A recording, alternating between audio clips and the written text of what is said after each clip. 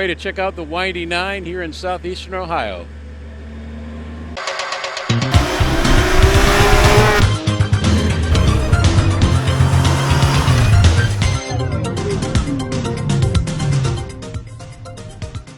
So here's the plan for today. We're going to be starting out in Athens, heading up through Trimble, then on to Ringgold, then down the 555 until we get down to here. Then we're going to jump onto the route called the Southern Dip and take that down past Ravenswood. We'll then be across the river from West Virginia and then continue on that until we get to Gallipolis and then follow this route back up and then back into Athens.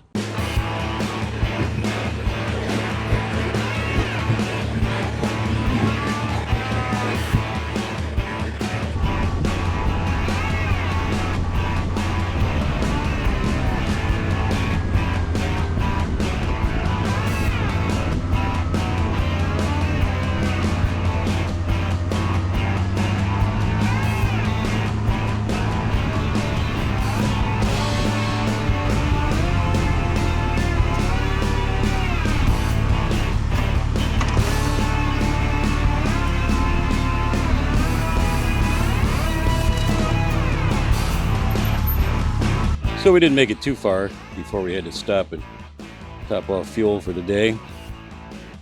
I think one tank should probably be pretty close to doing it.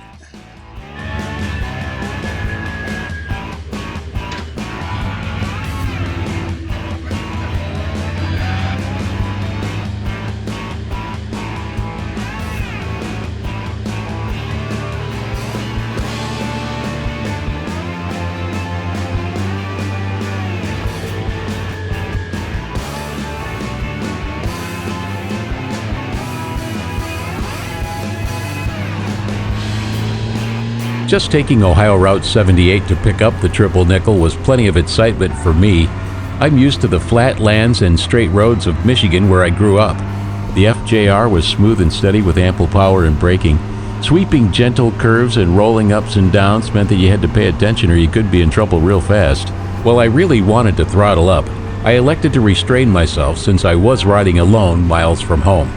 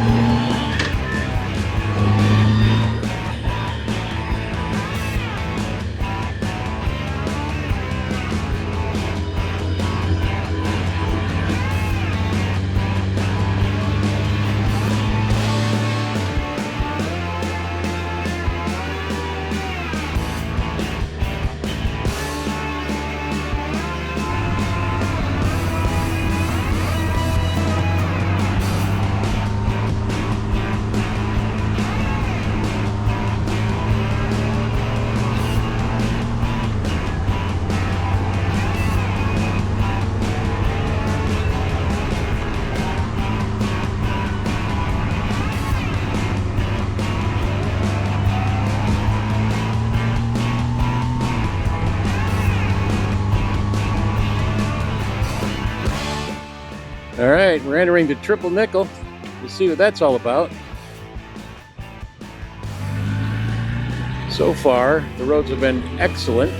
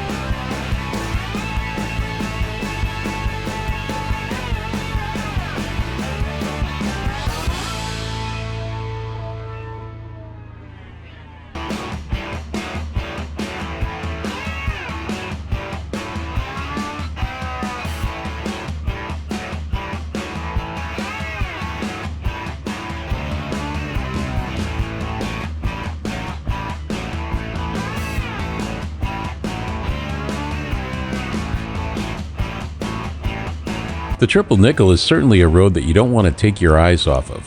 Curve after curve through gently rolling valleys and hills will keep your eyes glued to the pavement. There's a nice combination of forest and farmland with tiny little towns dotting the way, and in places buildings are close to the road, and in other places your eyes are drawn to the beauty of a meadow that's down in a valley.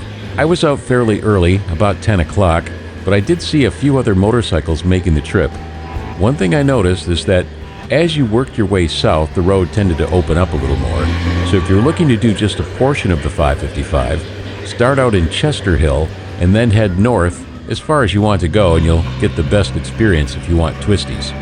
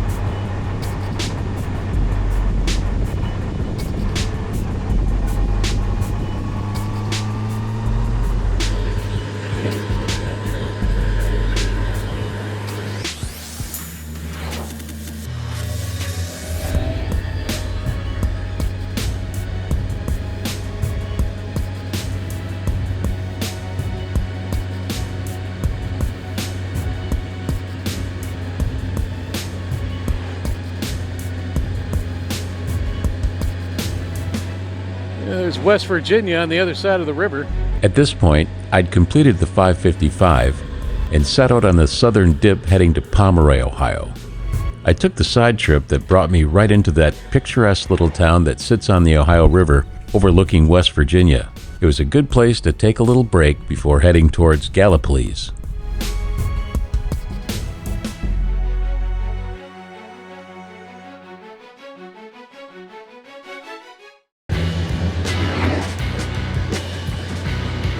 And significant power plant here. See what this one is.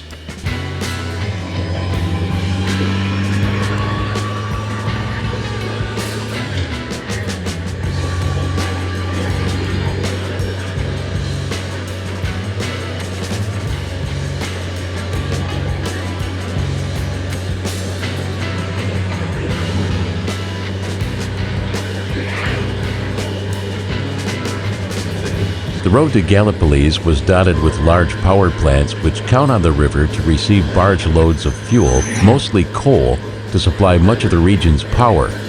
At that point, it was a leisurely jaunt on Ohio's Route 160, then 689, and finally back to Athens on Ohio Route 50 to get set for the following day.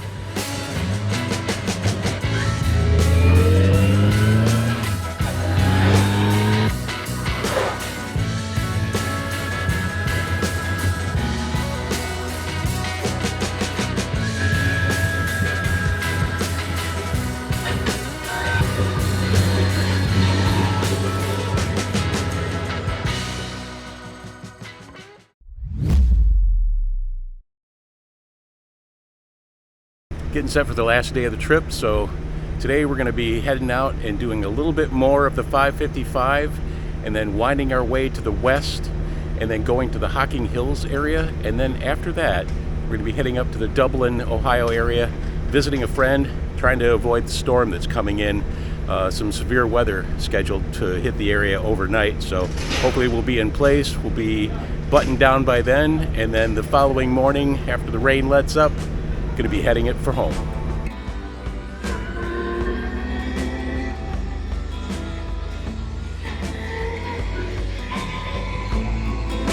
So just a little fog still lingering this morning as we head out.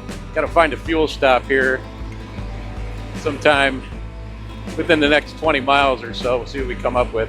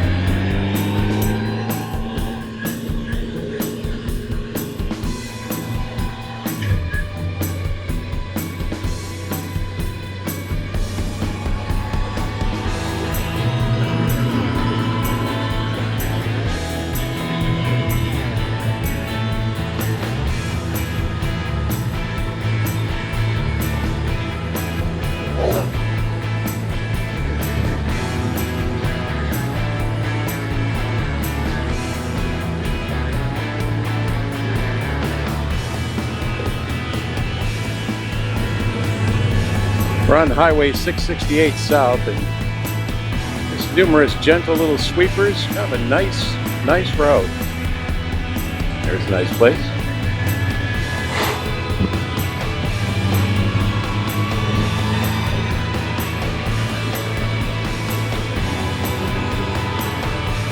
The only thing that's different for me for these roads are the fact that you go over these rises and you really don't know what direction you're going to go once you get over them. Most of the time, it's not straight ahead. It's either left and right on a curve somewhere.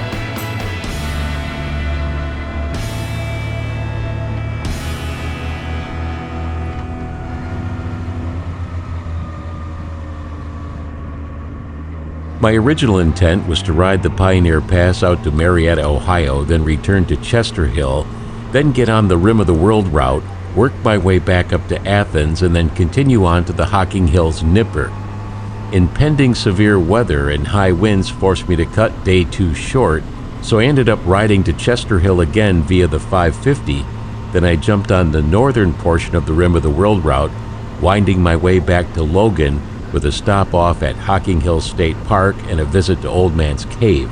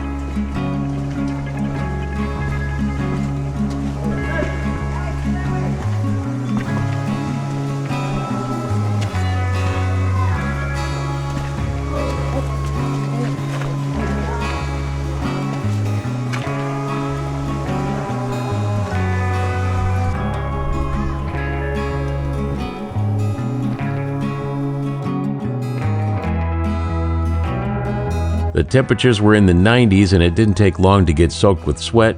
I was soon looking to get back on the bike, get up to road speed and cool off. A quick check of the weather showed the impending storm was still off to the north, and I would be able to make it to Dublin for a visit with an old friend and a dry place to park the bike overnight.